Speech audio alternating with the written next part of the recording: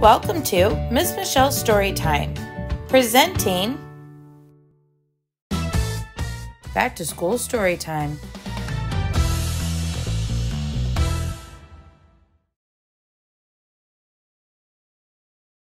Chester Raccoon and the Big Bad Bully, written by Audrey Penn, illustrated by Barbara L. Gibson.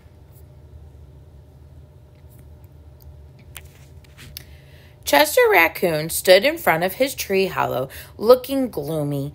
His younger brother, Ronnie, and his best friend, Cassie, stood beside him. "We don't want to go to school," Chester told his mother. "We want to stay home with you. Please, may we stay home with you?" "I thought you liked school," said Miss Raccoon. "We do," said Chester. "Then why do you want to stay home with me?"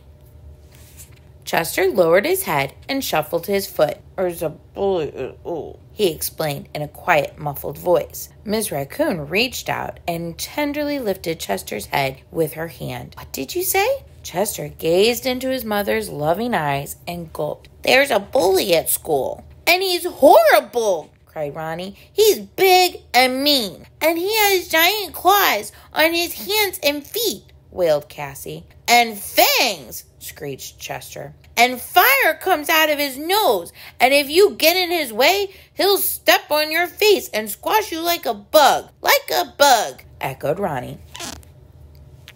"Oh my, he sounds very scary," said Mrs. Raccoon. "Bullies can be very difficult. I'll tell you what," she told the frightened cubs.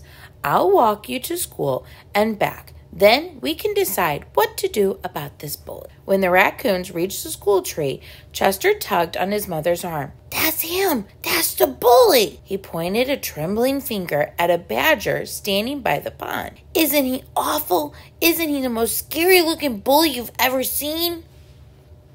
"Oh my, yes," whispered Mrs. Raccoon. "But I'm sure we can work things out." Before leaving, she gently fluffed Chester's mask and playfully tweaked Ronnie's nose.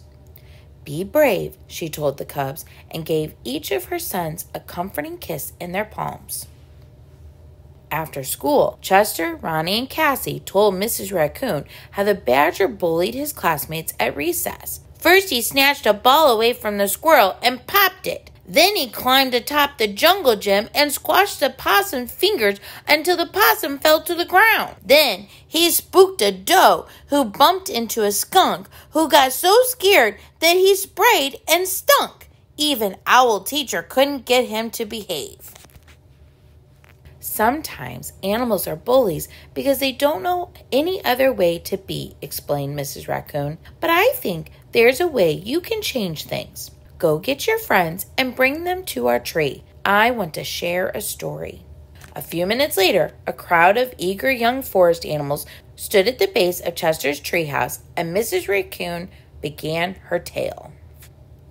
Once, a long time ago, there was a secret forest sprinkled in yellow stones. The stones were round and polished, big and little, and smooth enough to hold. Every animal in the forest collected and treasured them. One day, an animal found a blue stone. It was very exciting since no animal had ever seen a blue stone. But the blue stone was rough and dull, without any polish or shine, and it had sharp, prickly points sticking out of it, making it very hard to hold. Careful not to hurt their paws, the animals carried the stone to the center of the forest and placed it atop a tree stump where everyone could see it. "Perhaps the stone is blue because it popped out of the ground too soon," suggested a fox. So the animals waited and watched for many days and nights to see if the blue stone would turn yellow. But the stone remained blue, and its outer shell remained sharp and pointy. "I believe the stone is blue because that is the color it is meant to be," said a very wise snake. "Therefore, we shall treasure the blue stone for the color it is.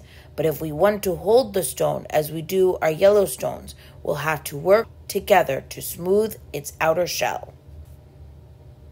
So first the woodpeckers took turns chipping off the stone's sharp, prickly points with their beaks. Then the chipmunks rolled the stone with their noses, while other animals shined and buffed the stone with tree bark and fluffy tails. In time, the blue stone was as smooth and shiny as the yellow stones. Mrs. Raccoon smiled down at the young animals listening to her story. "The badger at your school is just like that blue stone," she explained to Chester and his schoolmates. "He is a badger, and that is the way he is meant to be. But if you work together, I think you can smooth out his bullying ways." The next day at school, when the recess bell rang, all of the little animals went outside together. They huddled close to one another and walked toward the bully in one great big confident pack, with Chester in front holding a ball. At first, the bully looked at them with a twinkle in his eye, thinking, "I'll get one of you." But as the pack got nearer and nearer to him, without a hint of fear, the badger's expression changed. His eyes widened, his jaw dropped open, his knees grew weak and wobbly. Suddenly, it was the bully who was scared. He began to whimper and squeal, and he thought, "They're coming to get me back." But there was nowhere to run. He just stood there with his back up against a tree as his schoolmates drew closer and closer and closer.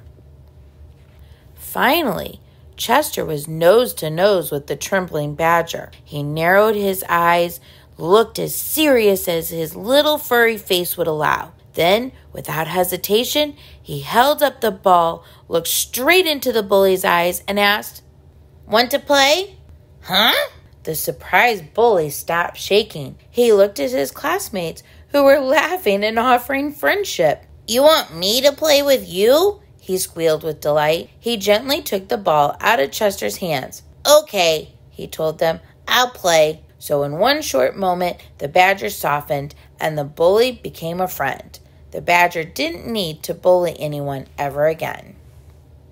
Chester glanced toward the wooden path and saw his mother watching and smiling. She placed a kiss in her palm and showed it to her son. Chester did the same and then joined in the fun.